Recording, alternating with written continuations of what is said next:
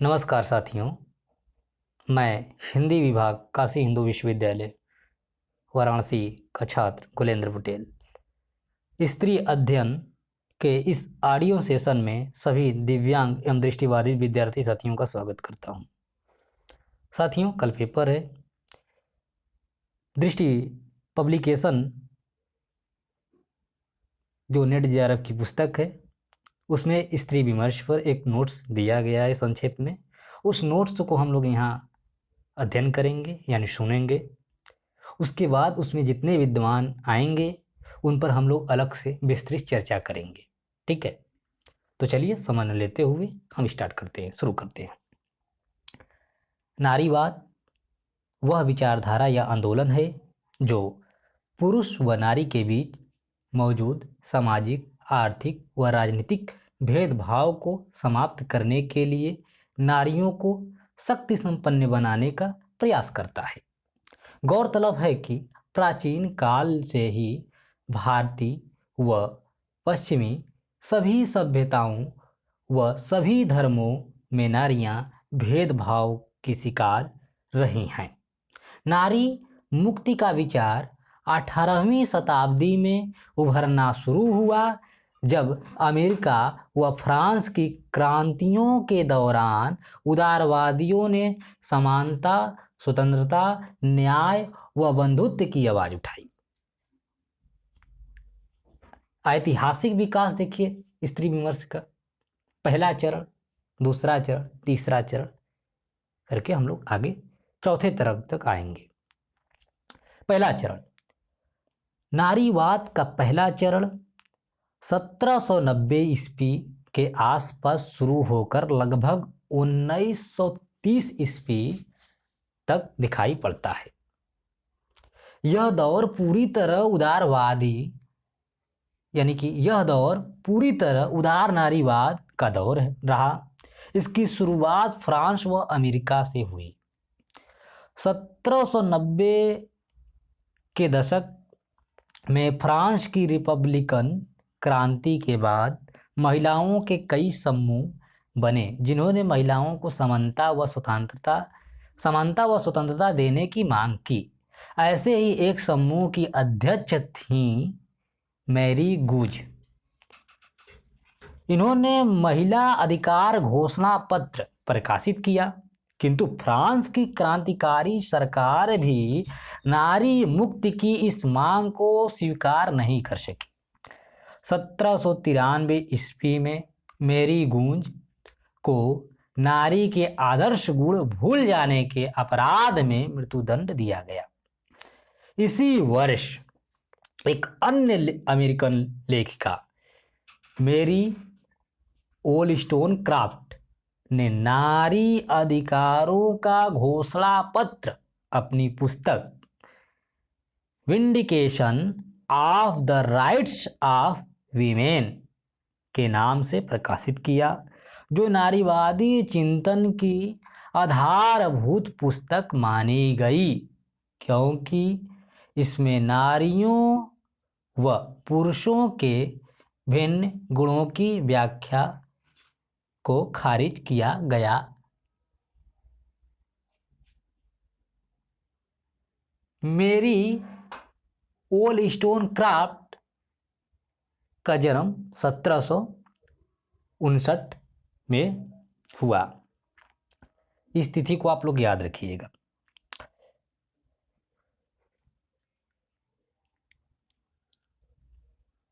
उत्तरी अमेरिका में मेरी आर्टिस्ट ने भी इस मांग को उठाया। सन 1848 में एलिजाबेथे कैडी, स्टैंटन, लुक्रेशिया आदि ने न्यूयॉर्क में नारी अधिकारों को लेकर एक घोषणा पत्र जारी किया। मताधिकार के लिए संघर्ष। 19वीं शताब्दी में नारीवादी आंदोलन अमेरिका में केंद्रित हो गया व दास प्रथा विरोधी आंदोलन से जुड़ गया, किंतु 1866 में जब अमेरिका में दासों को मुक्ति मिली तो सिर्फ पुरुष दासों को मताधिकार दिया गया, स्त्रियों को नहीं। यहाँ आकर स्पष्ट हो गया कि नारी आंदोलन किसी अन्य आंदोलन से जुड़कर नहीं बल्कि एक स्वतंत्र आंदोलन के रूप में ही चल सकता है। 1860 ईस्वी के बाद इंग्लैंड में महिलाओं का एक समूह तेजी से उभरा जिन्हें मताधिकारवादी या सफरेजिस्ट सफरेजिस्ट कहा गया, मतलब मताधिकारवादी। इनकी मांग थी कि पुरुषों के समान उन्हें भी मताधिकार दिया जाए। मोटे तौर पर 19वीं सदी में इसी मांग को उठाया गया। 20वीं सदी की शुरुआत में अमेरिका व यूरोप में यह आंदोलन चरम स्तर पर था। सन 1918 में, यानी छायावाद वाला दौर जो अपने यहाँ हिंदी में है, सन 1918 में ब्रिटेन में व 1920 में संयुक्त राज्य अमेरिका में नारी मताधिकार की शुरुआत हुई।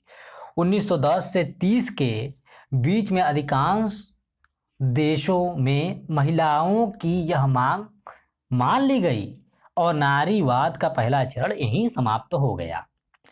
भारत तथा अन्य ऐसे देशों में जहां साम्राज्यवाद विरोधी संघर्ष चल रहा था, इस समय तक नारीवादी आंदोलन स्वाधीनता आंदोलन के अंग के, मतलब स्वाधीनता आंदोलन के एक अंग के रूप में ही चलता रहा।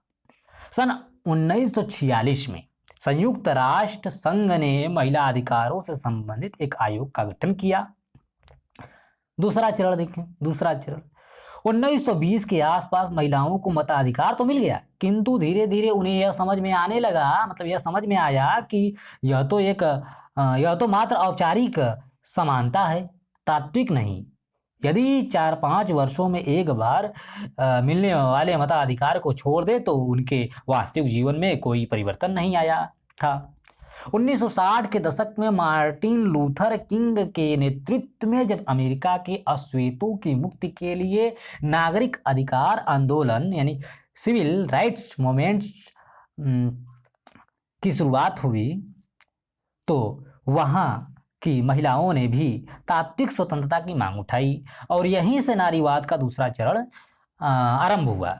इस चरण की खास बात यह थी कि इससे पूर्व 1949 में जो है 1949 में Simone de beauvoir the second sex नामक प्रसिद्ध पुस्तक लिख चुकी थी, जिसमें वास्तविक समानता की धारणा पर विस्तृत चिंतन किया गया। ठीक है, इसका अनुवाद प्रभा खेतान ने स्त्री उपेक्षिता नाम से आगे चलकर करती हैं। और इसी समय महत्वपूर्ण बात यह है कि जो सिमोन द beauvoir हैं, इनका समय और महादेवी वर्मा का समय लगभग समान है। महादेवी वर्मा 1907 में आती हैं और ये 1906 में आती हैं। महादेवी वर्मा का जो श्रृंखला कणियाँ 1942 में आता है पुस्तक आती है और इनकी पुस्तक जो है 1949 में आती है। ठीक है, महादेवी वर्मा जो हैं संभवतः 1987 में जाती हैं, यानी 80 वर्ष का जीवन जीती हैं, और ये भी 1986 में इनका भी निधन होता है। ठीक है, मतलब एकदम पैरेलल दोनों लोग हैं।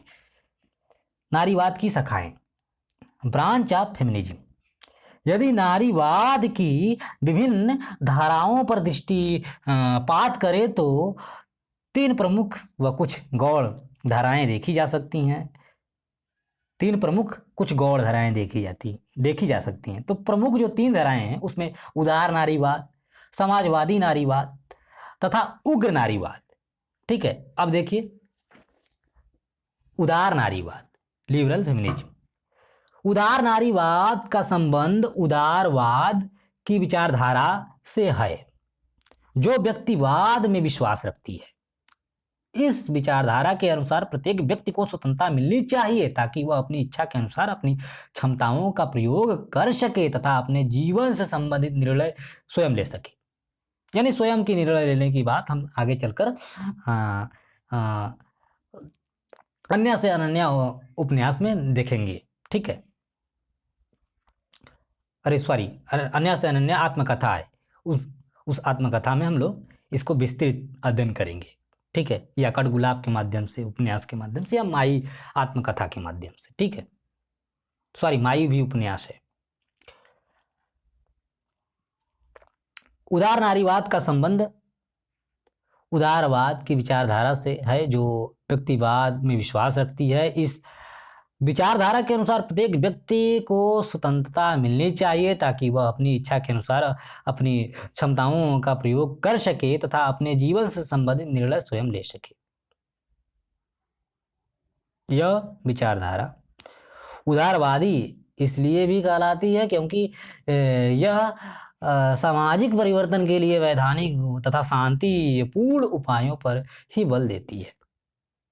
ठीक है, शांतिपूर्ण उपायों पर बल देती है।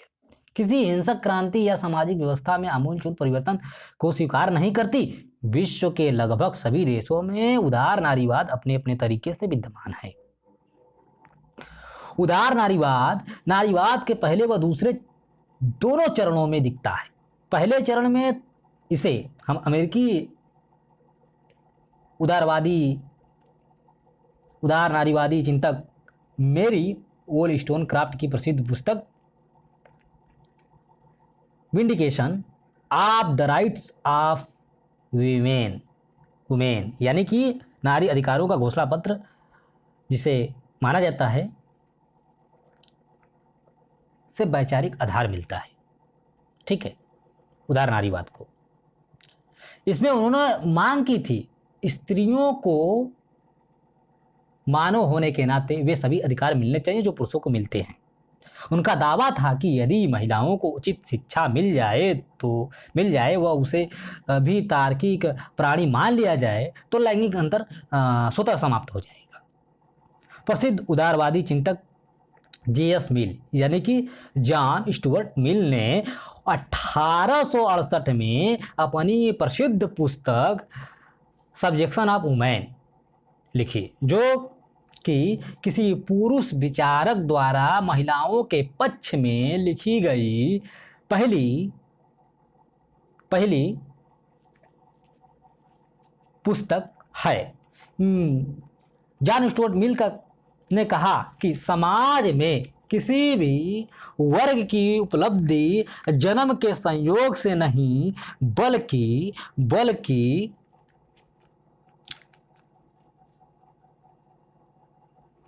बल्कि व्यक्तिगत क्षमताओं व गुणों से तय होनी चाहिए। उसने स्त्रियों के लिए शिक्षा, रोजगार व मतदान जैसे अधिकारों की वकालत की। जॉन स्टुअर्ट मिल का समय अगर देखें तो 1806 से लेकर 1873 तक है। उनकी एक अन्य पुस्तक जो अर्थशास्त्र पर केंद्रित है, अर्थशास्त्र के सिद्धांत, ठीक है, 1848 में वो पुस्तक आती है।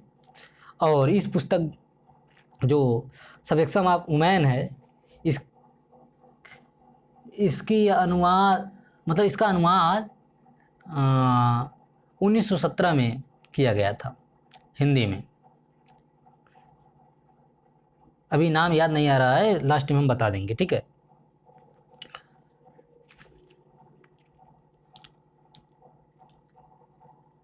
दूसरे चरण के नारीवाद में भी कुछ उदारवादी चिंतक प्रमुख तौर पर दिखाई पड़ते हैं।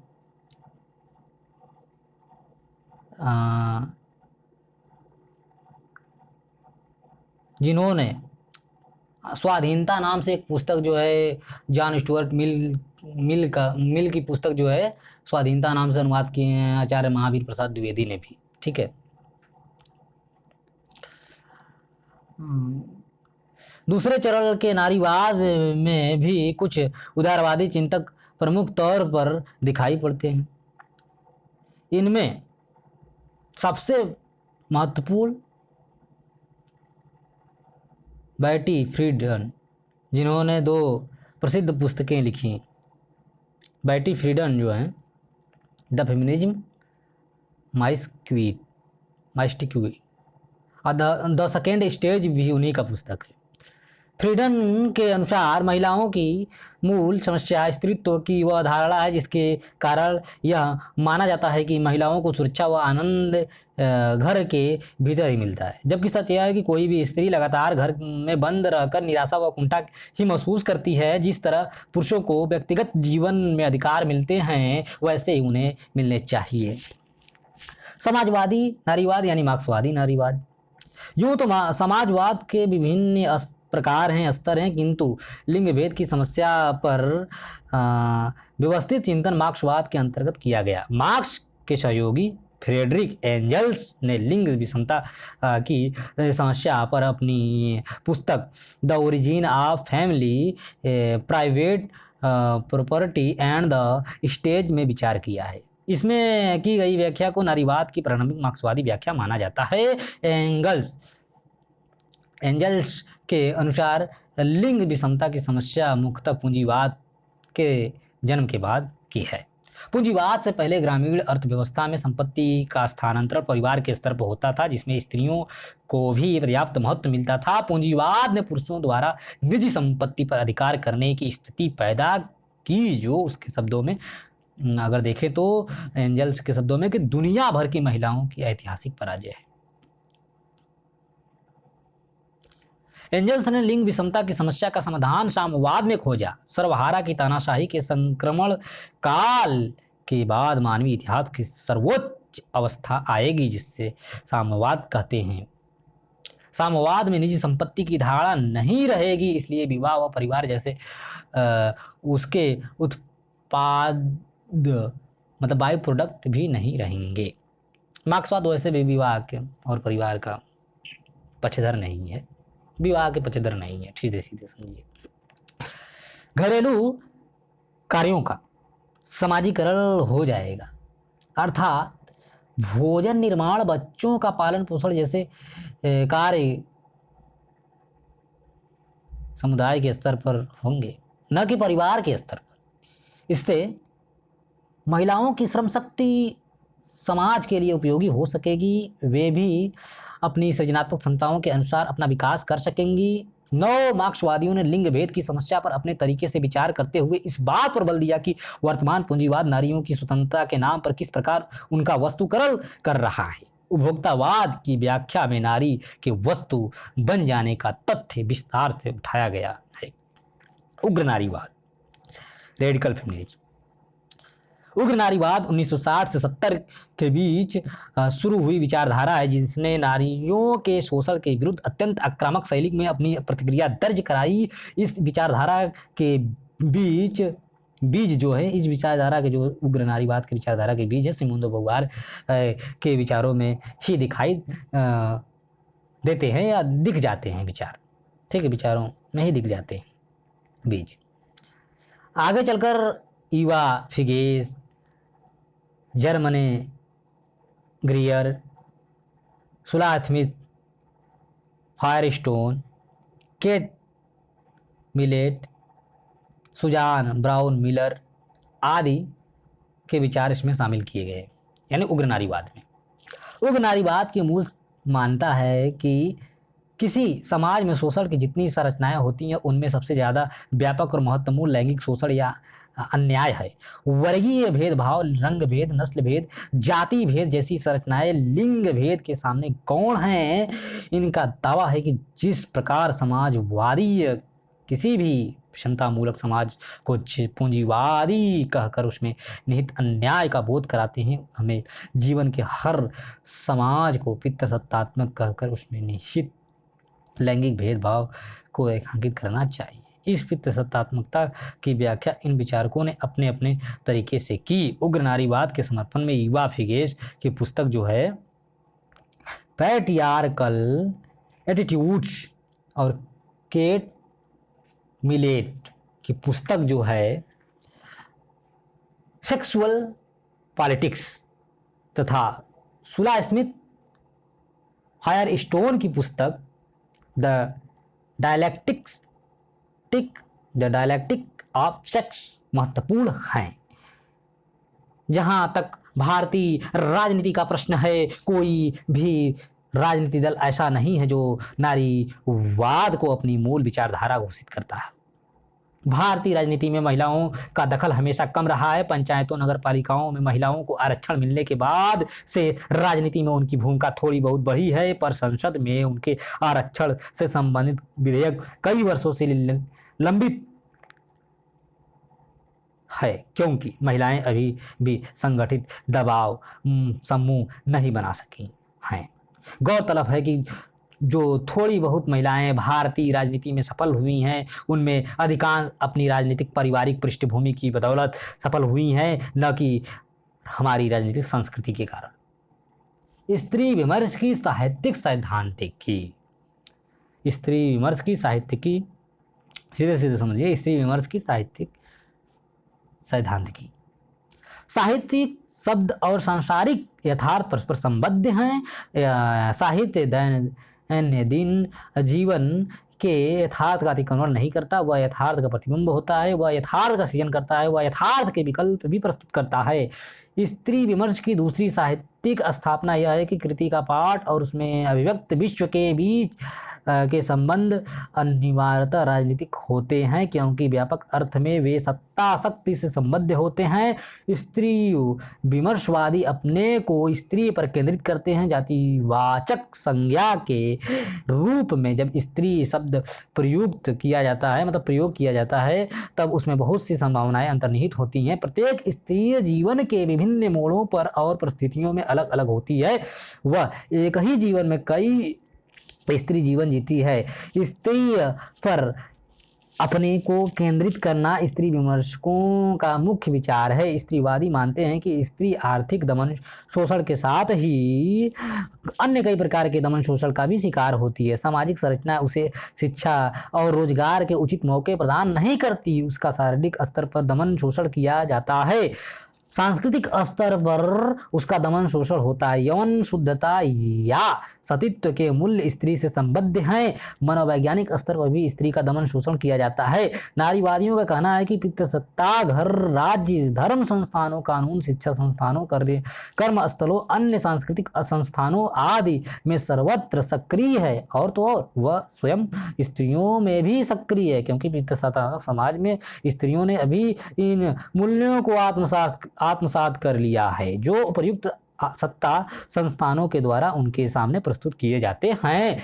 हिंदी में नारीवाद का जो आरंभ हुआ वह निसंदेह पश्चिम से प्रभावित है, लेकिन महादेवी वर्मा या आप देखें तो जो आज़ादी से पहले की लेखिकाएं हैं, यानी जो पुस्तकें सन 50 से पहले आई हैं स्त्री विमर्श से संबंधित, वो इस बात को खारिज करती हैं कि जो हमारी भारतीय नारी विमर्श है वो पूरी तरह से पश्चिमी पर आधारित है। ठीक है। हिंदी में नारीवाद का जो आरंभ हुआ वह निसंदेह पश्चिम से प्रभावित है, इसलिए कई बार पश्चिमी नारीवादियों की स्थापनाओं की अनुगुंज हमें उसमें सुनाई देती है। इस संबंध में अगर हम देखें तो प्रभा केतान की पुस्तक उपनिवेश में स्त्री मुक्ति कामना की 10 वार्ताएं महत्वपूर्ण है। पश्चिम की नारीवादी दृष्टि के अनुभव किया कि साहित्यिक बौद्धिक क्षेत्रों में लेखिकाओं और उनकी रचनाओं को महत्व नहीं दिया गया। साहित्यिक विमर्श की दृष्टि पुरुषवादी रही है। इसके प्रतिरोध के लिए एक ओर तो उन्होंने उपेक्षित लेखिकाओं का पुनर्मूल्यांकन किया, तो दूसरी ओर नारीवादी साहित्यिक मूल्यों और कसौटियों के निर्माण का मार्ग प्रशस्त किया। समकालीन कविता और विभिन्न विमर्श।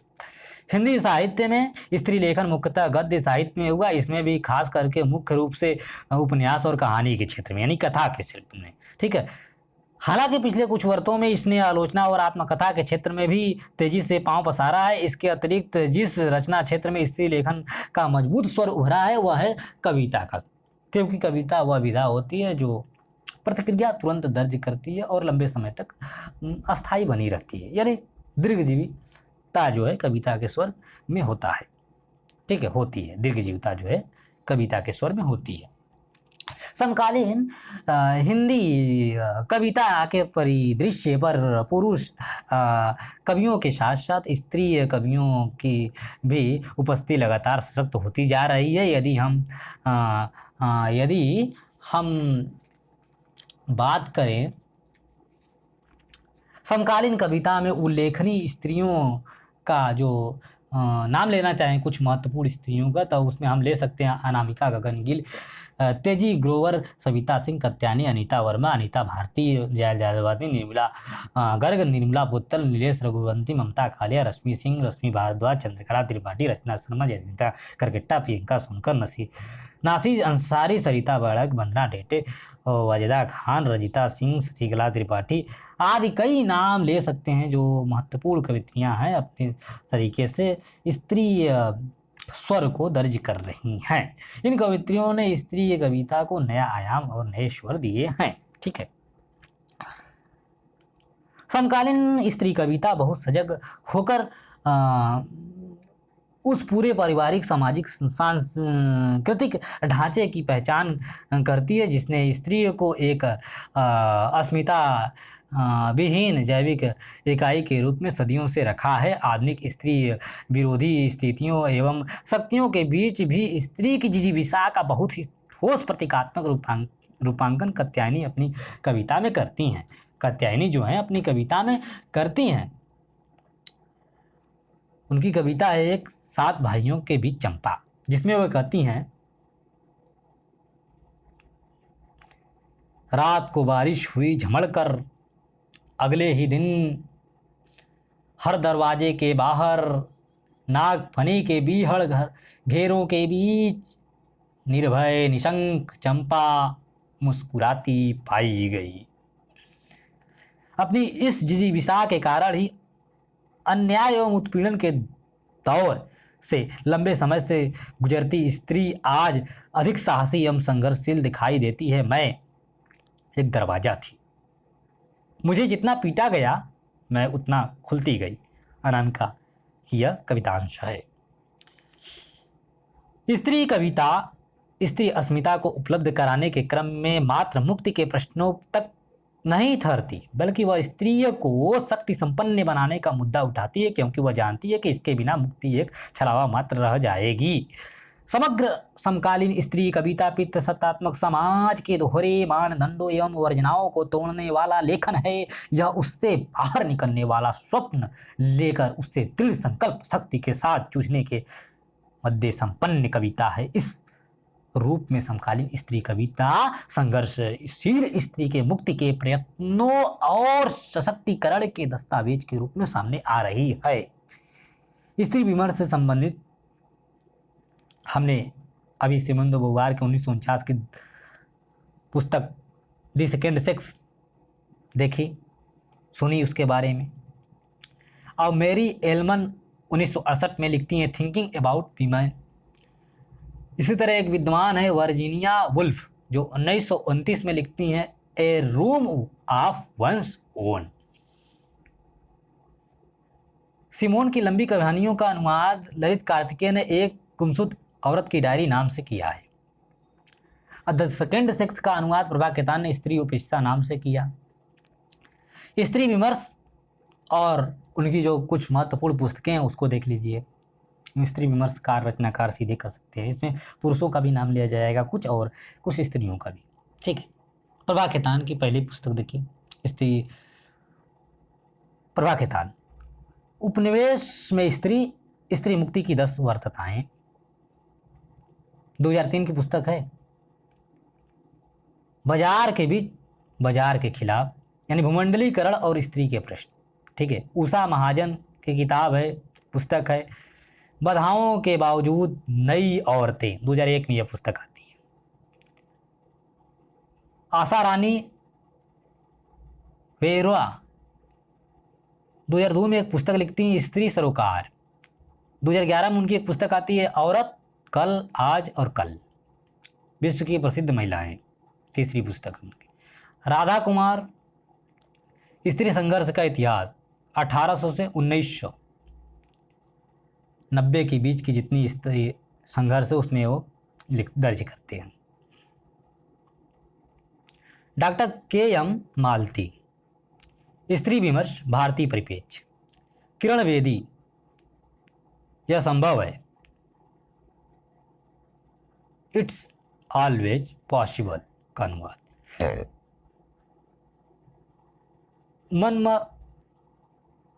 मनमंथ नाथ गुप्त, स्त्री पुरुष संबंधों का रोजगारी इतिहास, जाहिदा हिना, पाकिस्तानी स्त्री यातना और संघर्ष, सुधीर चंद्र, रखमाबाई, स्त्री अधिकार और कानून, 2012 की पुस्तक है। कुमुद शर्मा, आधी दुनिया का सच, प्रियदर्शनी विजय श्री जो लिखती हैं देवदासी या धार्मिक वेश्या एक पुनर्विचार, अनामिका, स्त्री विमर्श का लोक पक्ष, 2012 की पुस्तक है। मौसम बदलने की आहट, 2012 की पुस्तक है। स्त्री विमर्श की उत्तर गाथा, 2012 की पुस्तक है। मन मांझने की जरूरत, 2008, त्रिया चरित्र, उत्तराखंड, पानी जो पत्थर पीता है, ठीक है, अनामिका की पुस्तकें। शैलेंद्र सागर और रजनी गुप्त लिखती हैं मिलकर आज़ाद औरत कितनी आज़ाद, 2013 में। मुस्कुराती औरतें, 2008 में आती है उनकी पुस्तक। रंजना जायसवाल लिखती हैं स्त्री और सेंसेक्स और मेघ बरसते हैं रहे। बिंदा करात की पुस्तक है जीना है तो लड़ना होगा। मनीषा की पुस्तक है हम सब औरतें, 2008 की पुस्तक है। सुधा अरोड़ा की पुस्तक है आम औरतें जिंदा सवाल, 2009 की। एक औरत की नोटबुक, 2015 की। मृदुला सिन्हा मात्र देह नहीं है औरत, 2009 की पुस्तक है। बिटिया है विशेष, उनकी पुस्तक है। विभा रानी लिखती हैं चमक छल्लो कहिस, 2013 की पुस्तक है। संजय गर्ग स्त्री विमर्श का काल यही इतिहास संपादित करते हैं, 2012 में। कुसुम त्रिपाठी औरत इतिहास रचा है तुमने, 2012 की पुस्तक है। विष्णु प्रभाकर मैं नारी हूँ, भाग 1 भाग 2 करके उनकी पुस्तक है। नसीरा शर्मा आती हैं, वो लिखती हैं औरत के लिए औरत, 2007। विष्णु प्रभाकर जो हैं पहले ही बता दिया हूँ, नारी हूँ मैं, भाग 1 भाग 2। गीता श्री स्त्री आकांक्षा के मानचित्र, 2011 की पुस्तक है उनकी। औरत की बोली, 2012। सपनों की मंडी, ठीक है। रमणिका गुप्ता स्त्री मुक्ति संघर्ष और इतिहास। रमणिका गुप्ता की 2 महत्वपूर्ण आत्मकथाएं हैं, आप होदरी,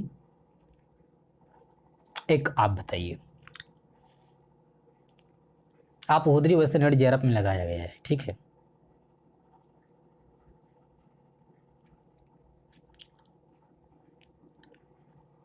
चित्रा मुदगल तहखानों में बंद यक्ष। निर्जा माधव की पुस्तक में 1857 से 1947 तक का इतिहास है। हिंदी साहित्य का ओझल नारी इतिहास, निर्जा माधव, हिंदी साहित्य का ओझल नारी इतिहास, ठीक है। मृणाल पांडे स्त्री लंबा सफर, परिधि पर स्त्री, स्त्री देश की राजनीति से देह की राजनीति तक, ओ उबरी, ठीक है। और एक उनकी पुस्तक आती है ध्वनियों के आलोक में स्त्री, 2015 में, ठीक है। सरला माहेश्वरी नारी प्रश्न। दुष्यंत कुमार की एक पुस्तक है स्त्रियां परदेश से प्रजातंत्र तक, 2012 में दुष्यंत कुमार की पुस्तक आती है। राजेंद्र यादव आदमी की निगाह में औरत, अतीत होती सदी और स्त्री का भविष्य, औरत उत्तर कथा, ठीक है, संपादित किए हैं राजेंद्र यादव। ताप्ती धर्मा राव प्रजातंत्र तथा दैवी भावना लिखते हैं। वर्जीनिया वुल्फ की भूमिका। तस्लीमा नसरीन लिखती हैं अपना एक कमरा, ठीक है। के वजना इको फेमिनिज्म। और डॉक्टर सुधा बालकृष्णन जो हैं लिखते हैं। डॉक्टर सुधा बालकृष्णन की एक पुस्तक है नारी अस्तित्व की पहचान, 2013। मैत्री पुष्पा की 2 पुस्तकें हैं, 3 पुस्तकें। खुली खिड़कियां, सुनो मालिक सुनो, चर्चा हमारा, और एक पुस्तक है आवाज़ जो 2012 में आती है। विजय शर्मा की एक किताब है 2014 में आई थी, अफ्रो अमेरिकन साहित्य स्त्री स्वर। रोहिणी अग्रवाल की पुस्तक है स्त्री लेखन स्वप्न और संकल्प, साहित्य की जमीन और स्त्री मन के उच्छ्वास। इनकी जो उपन्यास केंद्रित स्त्री वो उपन्यास में स्त्री पात्र पर इन्होंने एक केंद्रित पुस्तक लिखी है, वो पुस्तक मैंने पढ़ी हुई है रोहिणी अग्रवाल की। तो प्यारे साथियों, अब ऐसा हम करते हैं कि हम सीधे अब पितृसत्ता की अवधारणा और समकालीन स्त्री कविता पर आगे चलकर हम बात करेंगे। यहीं पर यह रिकॉर्डिंग समाप्त करते हैं।